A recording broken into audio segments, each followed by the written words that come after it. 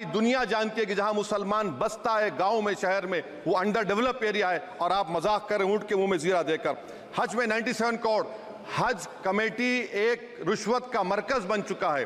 Private tour operators के एक licence के लिए पैसे देना पड़ता है, बिल्डिंग सिलेक्शन के लिए पैसे देना पड़ता है, मीना मुजदलफा में कंपनी के सिलेक्शन के लिए पैसे देना पड़ता है।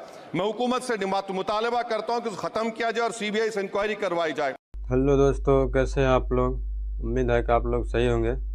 चलिए आज एक और नई वीडियो के साथ हाजिर हैं, जिसमें देखिएगा कि बैरिस्टर असदुद्दीन अवैसी साहब ने किस तरह से मुसलमानों और गरीबों के ऊपर अपना बात रखा है। तो चलिए वीडियो में लास्ट तक बने रहिए। तो वीडियो शुरू करते हैं। मैडम आपका शुक्रिया। बजट की स्पीच में फाइनेंस मिनिस्टर ने 4 बिरादरियों का जिक्र किया। भारत की सबसे बड़ी अक़लियत मुसलमान है, 17 करोड़। मैं हुकूमत से जानना चाहता हूं कि क्या 17 करोड़ मुसलमानों में गरीब नहीं है, नौजवान नहीं है, किसान नहीं है, ख़वातीन नहीं है? वतन अजीज़ में सबसे गरीब मुसलमान है, सबसे ज़्यादा नाखवानगी मुस्लिम ख़वातीन में। AIDS और PLFS का डेटा ये बताता है कि मुसलमानों में सबसे कम असासे हैं और कंजम्पशन लेवल दूसरे मजहबी ग्रुपों के बनिस्बत सबसे कम है। तालीमी इदारों में मैडम 15 और 24 साल की उम्र में भर्ती एनरोलमेंट में मुसलमानों की सिर्फ 29%, शेड्यूल कास्ट की 44%, हिंदू OBC के 51% और हिंदू अपर कास्ट की 59% है। हायर एजुकेशन मुसलमानों का एनरोलमेंट सिर्फ 5% है। PLFS का 2018-19 का डेटा वेज एम्प्लॉयज़ बताता है कि मुसलमान 22% थे, 2022-23 में 15% हो चुका है। सेल्फ एम्प्लॉयमेंट में मुसलमान हिंदू सिख से ज़्यादा 58.4% है। रेगुलर वेज एम्प्लॉयमेंट में सबसे कम मुसलमान है 15% और कैजुअल लेबर में सबसे ज़्यादा मुसलमान 26% है। तो मुसलमानों का शेयर रेगुलर एम्प्लॉयमेंट में लॉस हो रहा है एम्प्लॉयमेंट का। मुसलमान नौजवानों का ना रोज़गार मिलता है, ना तालीम के मौक़े, ना हुकूमत उनको कोई तरबियत सहूलत दी जाती है। मैं मोदी हुकूमत को एक मुसलमानों का अछूत बना दिया है, ना कोई सियासी नुमाइंदगी है, ना मुल्क की तरक्की में इनका कोई हिस्सा दिया जा रहा है। मैं मैडम माइनॉरिटी वेलफेयर मिनिस्ट्री में 2023-24 में 38% की बजट में कमी कर दी गई, 5,000 से 3,000 करोड़ कर दिया गया। इस साल के बजट में सिर्फ चंद 100 करोड़ का इजाफा किया गया, मगर 23-24 के बजट के लेवल पर पैसे मुख्तसर नहीं किए गए। ये मोदी हुकूमत की बदनीयती और झूठा कमिटमेंट है, झूठा कमिटमेंट अक़लियतों के ताल्लुक से। तालीम के उस अक़लियती स्कॉलरशिप मैडम अक़लियतों के गरीब तलबा और तालिबात को जियाती रकम में कमी कर दी गई। 2019 में मोदी ने कहा था कि 1 करोड़ स्कॉलरशिप दिए जाएंगे, अब सिर्फ 58 लाख दिए जा रहे हैं। 47% अक़लियती एप्लीकेंट्स को हर साल स्कॉलरशिप से महरूम कर दिया जा रहा है। 10 साल से मैं कह रहा हूं कि डिमांड ड्रिवन करो। डिमांड ड्रिवन के लिए सिर्फ 3,000 करोड़ की जरूरत है, मगर ये हुकूमत सच्चाई को और ईमानदारी से काम नहीं कर रही है। 2007 और 8 से माइनॉरिटी स्कॉलरशिप का नंबर इजाफा नहीं हुआ है। Pre matric scholarship madam Kundu committee ने कहा कि मुसलमानों में drop out rate primary level पर होता है, तो हुकूमत ने 9th क्लास से प्री मैट्रिक स्कॉलरशिप पैसे दे रही है।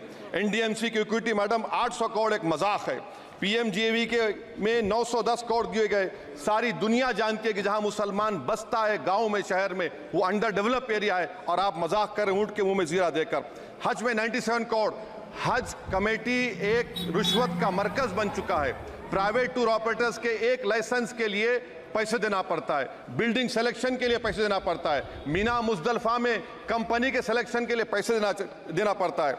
मैं हुकूमत से मुतालबा करता हूं कि खत्म किया जाए और CBI से इंक्वायरी करवाई जाए।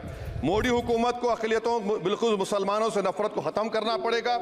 मुसलमानों को उनका दस्तूरी हक मिलना चाहिए। आप कैसे विकसित भारत बनाएंगे अगर 17 करोड़ मुसलमान नफरत करेंगे?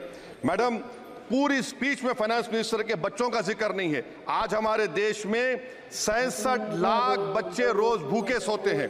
46 मिलियन बच्चे स्टंटेड हैं मेल न्यूट्रिशन की वजह से। 25 मिलियन बच्चे वेस्टेड हैं। मासूम बच्चों की यह बदकिस्मती और बदबख्ती है कि एक शख्स चाय बेचकर वजीर आजम बन गया। LTC long term capital gain tax madam was decreased from 20 to 12.5%. However, the indexation benefit has been removed and won't apply to any property purchased after 2001. This will be detrimental to the growth of real estate, limit household capital formation and impact employment generation in construction sector. This change in LTCG is a quasi-wealth tax on household, particularly the middle class. Internship programme madam 5 साल में आप 1 करोड़ लोगों को intern कराएंगे, यानी एक company को 4,000 लोगों को ट्रेन करना पड़ेगा। मुझे बताइए क्या ये बड़ी कंपनी का माने क्या है? It is unachievable. Will it be based on market cap, revenue, employ size?